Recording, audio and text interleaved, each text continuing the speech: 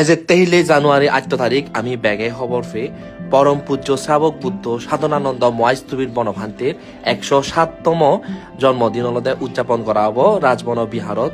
তো প্রত্যেক বছর এই দিনতে অলদে দোল একলগে শূন্য হয় এবং আর তুমি সেভারর এমন দোলগুড়ি সাজিওন ব্যাগ কান সেরই তিনি লাইটিং গুচ্ছন।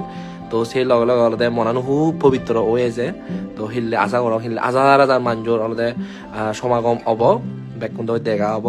তো বেকুনরে মুত্রিময় শুভেচ্ছা বেকুন গম থাকু আর পুণ্যামন বেকুনি এজাল দিয়োগি বেকুনি পুণ্য হবে এবং সাধু সাধু সাধু।